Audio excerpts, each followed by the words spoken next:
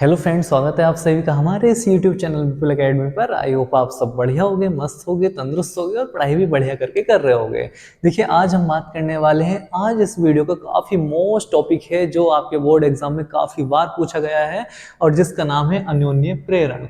यानी कि अन्योन्य प्रेरण क्या होता है, अन्योन्य प्रेरण गुणांक क्या होता है, सब कुछ जितना भी बोर्ड एग्जाम में पूछा जाता है इस टॉपिक से सब कुछ आपको इस वीडियो में मिलने वाला है। तो वीडियो को एंड तक देखना बिल्कुल ना भूलें। अब देखिए, स्टार्ट करते हैं कि बात करते हैं कि अन्योन्य प्रेरण होता क्या है। तो आपको बिल्कुल बढ़िया करके हेड डाल लेना है अन्योन्य प्रेरण गुणांक। अब बात करते हैं कि जब दो कुंडलियों को पास पास रखकर, यानी कि एक कुंडली यहां रखी है, एक कुंडली यहां रखी है, कि दो कुंडलियों को पास पास रखकर उनमें से किसी एक कुंडली में, यानी कि उनमें से किसी एक कुंडली, मान लिया ये प्राइमरी कुंडली है और ये सेकेंडरी कुंडली है, यानी कि प्राथमिक कुंडली द्वितीयक कुंडली, तो उनमें से किसी एक कुंडली में प्रवाहित धारा के मान में अगर परिवर्तन करा दें तो पास रखी दूसरी कुंडली में स्वतः ही एक प्रेरित धारा उत्पन्न हो जाती है। और इस घटना को ही भैया अन्योन्य प्रेरण कहते हैं, कि विद्युत चुंबकीय प्रेरण की ऐसी घटना कि जिसमें दो पास पास कुंडलियां रखी होती हैं और दो पास पास कुंडलियां रखी हुई हैं, उनमें से किसी एक कुंडली में बहने वाली धारा के मान में अगर परिवर्तन करा दें तो पास रखी दूसरी कुंडली में स्वतः ही एक प्रेरित धारा उत्पन्न हो जाती है और इस घटना को बोलते हैं अन्योन्य प्रेरण। यही आपके सामने लिखा हुआ है कि जब दो कुंडलियों को पास पास रखकर उनमें से किसी एक कुंडली में प्रवाहित धारा के मान में परिवर्तन किया जाता है तो पास रखी दूसरी कुंडली में एक प्रेरित धारा या प्रेरित ईएमएफ उत्पन्न हो जाता है और इस घटना को, यानी कि विद्युत चुंबकीय प्रेरण की इस घटना को अन्योन्य प्रेरण कहते हैं। तो बिल्कुल बढ़िया करके हेडिंग कर डाल के ये आपको लिख लेना है और इसका एग्जाम्पल बिल्कुल बढ़िया करके नोट करके अच्छे से लिख लेना। इसका जो एग्जाम्पल है वो है भैया ट्रांसफार्मर। जो हमारे गांव में ट्रांसफार्मर होते हैं, स्टेबलाइजर के अंदर ट्रांसफार्मर होते हैं, हर सर्किट के अंदर जो ट्रांसफार्मर होते हैं वो अन्योन्य प्रेरण पर ही काम करते हैं, अन्योन्य प्रेरण की घटना पर ही कार्य करते हैं। ठीक है, तो बिल्कुल अच्छे से हेडिंग डालकर इतना आपको लिख लेना है। अब बात आती है अन्योन्य प्रेरण गुणांक या अन्योन्य प्रेरकत्व क्या होता है। सही है, ये आपको समझ में आ गया होगा। ये एक घटना है अन्योन्य प्रेरण की कि भैया दो कुंडलियां हैं, पास पास रखी हुई हैं, एक कुंडली में, किसी एक कुंडली में जो धारा प्रवाहित हो रही है उसके मान में परिवर्तन करा दो तो पास रखी दूसरी कुंडली में अपने आप ही एक प्रेरित धारा उत्पन्न हो जाती है और इस घटना को अन्योन्य प्रेरण कहते हैं। ठीक है, अब बात आती है अन्योन्य प्रेरण गुणांक या अन्योन्य प्रेरकत्व क्या होता है।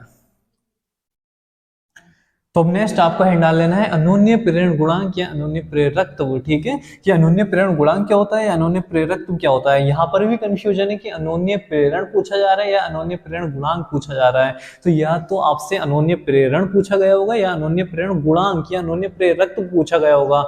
ठीक है, तो अच्छे से आपको पढ़ लेना है, ये आपका काम है बस, कि अन्योन्य प्रेरण पूछा जा रहा है पेपर में आपसे या अन्योन्य प्रेरण गुणांक पूछा जा रहा है। ठीक है, अन्योन्य प्रेरण पूछ रहा है खाली तो वो एक घटना है जो अभी बताई थी। ठीक है, कि दो कुंडलियां पास पास रखी हैं, एक कुंडली में बहने वाली धारा के मान में परिवर्तन करा दो, दूसरी जो पास रखी है कुंडली अपने आप ही प्रेरित धारा या प्रेरित ईएमएफ उत्पन्न हो जाता है, वो है अन्योन्य प्रेरण। अब बात आती है अन्योन्य प्रेरण गुणांक।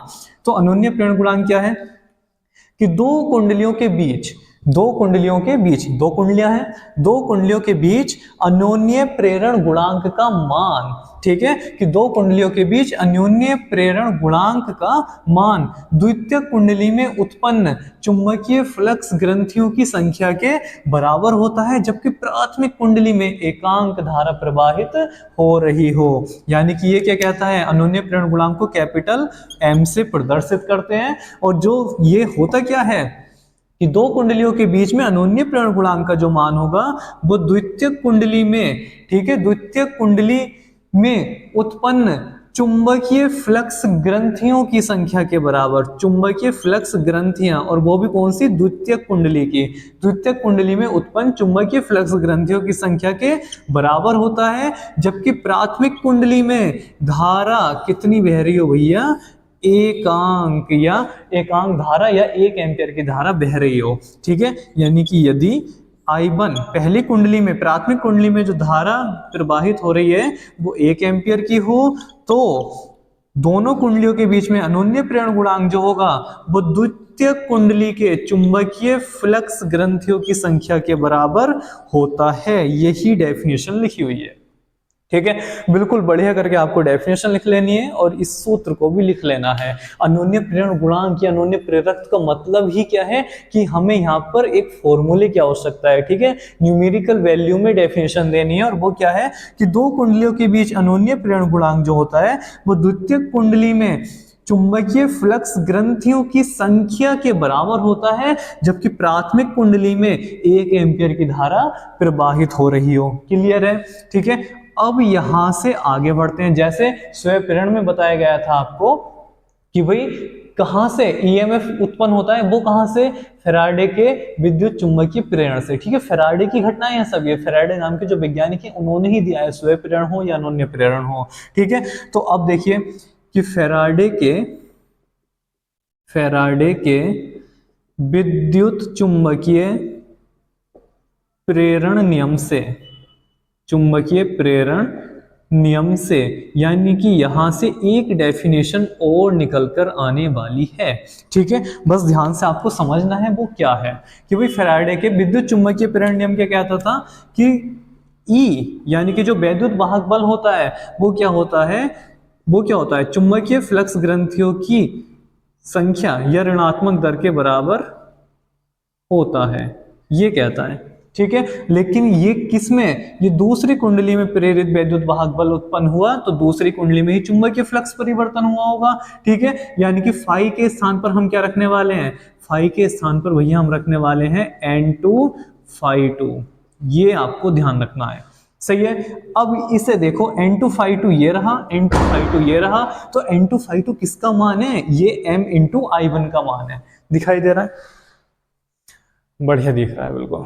ठीक है, देखिए अब समझना है बस आपको कि भाई N2 फाई 2 ये वाला जो मान है ये यहां से उठा लो, तो यहां से भैया E2 का मान कितना हो जाएगा, ये माइनस के d अपॉन dt तो ऐसे ही रहेगा, और N2 फाई 2 के स्थान पर आ जाएगा कैपिटल M और I1। अब कैपिटल M को निकाल लो बाहर। ठीक है, कैपिटल M को हम क्या करेंगे, बाहर निकाल लेंगे। कैपिटल M को अगर बाहर निकाल लेते हैं तो भैया अंदर क्या बच जाता है, माइनस के di1 अपॉन dt बच जाता है। क्लियर है?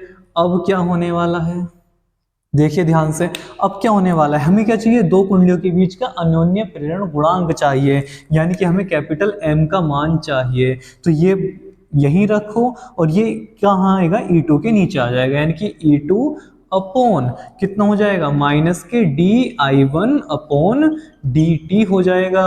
और ये क्या आ गया, एक नया फॉर्मूला आ गया जहां से आपकी एक डेफिनेशन और आने वाली है, और यहीं से आपका मात्रक है और यहीं से आपका बीमीय सूत्र है जो आपको पहले से ही दिखाई दे रहा है स्क्रीन पर। ठीक है, यही से है, ध्यान दो, स्वयं प्रेरण था वो भी घूम फिर कर यहाँ आया था, अन्योन्य प्रेरण है वो भी घूम फिर कर यहाँ आ गया। ठीक है, और यहां से आपकी डेफिनेशन क्या आ गई कि यदि प्राथमिक कुंडली में धारा परिवर्तन की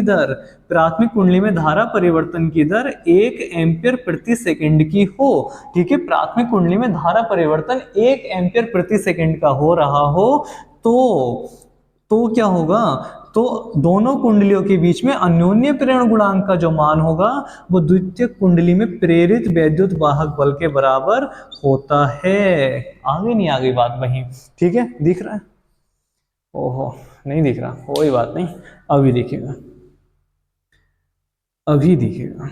ठीक है, देखिए यदि di1 अपॉन dt का मान 1 एम्पियर प्रति सेकंड हो जाए, यानी कि इसका मान 1 हो जाए, तो क्या होने वाला है भैया, तो क्या होगा, तो यहां देखो m इक्वल टू क्या हो जाएगा, E2 के हो जाएगा, और यही डेफिनेशन है। ठीक है, यानी कि दूसरी डेफिनेशन आपकी ये निकल कर आई कि भाई कि दो कुंडलियों के बीच में अन्योन्य प्रेरण गुणांक का जो मान होता है वो द्वितीय कुंडली के प्रेरित वैद्युत वाहक बल के बराबर होता है, ये लिखना है आपको। ठीक है, इतना नोट करने के बाद आपको अर्थात करके लिखना है, चाहे वीडियो को पॉज करना है या बैक कीजिए। ठीक है, ये सब लिखने के बाद नोट करना है, ये सब चीजें पूछी जाती हैं एग्जाम में आपसे कि भाई दो कुंडलियों के बीच अन्योन्य प्रेरण गुणांक का जो आंकिक मान है वो द्वितीय कुंडली में उत्पन्न EMF या प्रेरित वैद्युत वाहक बल के बराबर होता है, जबकि प्राथमिक कुंडली में धारा परिवर्तन की दर 1 एम्पियर प्रति सेकंड की हो। क्लियर, यहां से खत्म। ठीक है, और ये जो डेफिनेशन से, यानी कि इस वाली डेफिनेशन से ये जो सूत्र हमें चाहिए ये निकालना जरूरी है। यहीं से आपके सवाल आते हैं, न्यूमेरिकल्स आते हैं, और इसके द्वारा ही भैया हम कहां पहुंचते हैं, मात्रक पर पहुंचते हैं। ठीक है, ई क्या है, ईएमएफ, वैद्युत वाहक बल, और ये क्या है, वोल्ट, मात्रक क्या हो गया, वोल्ट, और ये क्या है, आई, एम्पियर, और नीचे क्या है, समय, सेकंड। तो वोल्ट प्रति एम्पियर प्रति सेकंड, यानी कि वोल्ट सेकंड प्रति एम्पियर, ये भैया बनता है इसका मात्रक, वोल्ट सेकंड प्रति एम्पियर। और जो एसआई मात्रक की बात करते हैं तो वो हमारा क्या बनता है, वो बनता है हेनरी, जो अभी बताया था, ध्यान रखना, हेनरी सुपर डुपर मोस्ट, यानी कि अनोन्य प्रेरण आ जाए या स्वयं प्रेरण गुणांक आ जाए, अनोन्य प्रेरकत्व आ जाए या स्वयं प्रेरकत्व आ जाए, किसी का भी ऐसा ही मात्रक पूछे, हेनरी हेनरी हेनरी। ठीक है, एक बार हेनरी ऑप्शन में जरूर होगा, बहुत अच्छा सा लिखा हुआ होगा, बहुत प्यारा सा दिख रहा होगा, बस वही आपको टिक कर देना है, ध्यान रखना बिल्कुल अच्छे से। ठीक है, स्वयं प्रेरण या अनोन्य प्रेरण कोई सा भी आ जाए, विद्युत चुंबकीय प्रेरण की दोनों घटनाओं का जो मात्रक है, एसआई मात्रक है, वो क्या है, हेनरी हेनरी हेनरी हेनरी है। ठीक है, तो एक नंबर आपको बिल्कुल पक्का हो जाना चाहिए आज कि अगर मात्रक को एमसीक्यू में पूछा जाए तो एक नंबर बिल्कुल पक्का है, क्या है, हेनरी है। क्लियर है बात? ठीक है, और बहुत ज्यादा पूछा जाता है कि अनोन्य प्रेरण गुणांक या स्वयं प्रेरण गुणांक का ऐसा ही मात्रक है। ठीक है, हेनरी है। उसके बाद कि भाई अनोन्य प्रेरण गुणांक क्या होता है, तो वो एक घटना है जिस पर ट्रांसफार्मर हमारा आधारित है, जो अभी पीछे बताई थी। फिर आता है अनोन्य प्रेरण गुणांक क्या होता है, तो अनोन्य प्रेरण गुणांक की डेफिनेशन आपके सामने लिखी हुई है, जहां से हमारे फॉर्मूले वगैरह आते हैं। ठीक है, और कि प्राथमिक कुंडली में धारा परिवर्तन या बहने वाली धारा को 1 एम्पीयर कर दें तो द्वितीय कुंडली में जो चुंबकीय फ्लक्स ग्रंथियों की संख्या है वही हमारा अनोन्य प्रेरण गुणांक है, और यही आपके सामने लिखा हुआ है सब बिल्कुल बढ़िया करके। ठीक, फिर उसके बाद बीमीय सूत्र की बात करें तो भैया बीमीय सूत्र ये रहा। बीमीय सूत्र कैसे निकाला, बीमीय सूत्र कहां से निकलेगा, इसी फॉर्मूले से निकलेगा कि volt second upon ampere, volt second upon ampere, कि भैया वोल्ट का मतलब ये रहा, B बराबर W अपॉन Q। यहां से हमने बीमीय सूत्र निकाला, कितना आ गया, विभव का mL2 T-3 A-1, और हमारे पास आगे क्या है, सेकंड को लिख देते हैं T और एम्पियर को लिख देते हैं A, और इससे बिल्कुल एक बना दें तो क्या आ जाता है, mL2 T-2 A-2, ये अनोन्य प्रेरण गुणांक का बीमीय सूत्र आ जाता है। तो आपसे अनोन्य प्रेरण पूछा जाए, अनोन्य प्रेरण गुणांक पूछा जाए, या इसके मात्रक पूछा जाए, या इसका बीमीय सूत्र पूछा जाए, तो इन सूत्रों के द्वारा, इन फॉर्मूले के द्वारा आप आराम से किसी भी क्वेश्चन को सॉल्व कर सकते हो। ठीक है, तो जल्दी से ज्यादा दोस्तों को अपने शेयर कर दीजिए, और लाइक करने में बिल्कुल भी कंजूसी ना करें, और जो नए बच्चे हैं चैनल को सब्सक्राइब करना बिल्कुल ना भूलें। मिलते हैं जल्दी नई वीडियो में नए टॉपिक के साथ, तब तक अपना ख्याल रखें, मस्त रहें, और पढ़ाई धांसू करके करते रहें, बिल्कुल बढ़िया करके मन लगा के पढ़ते रहें। Thank you so much.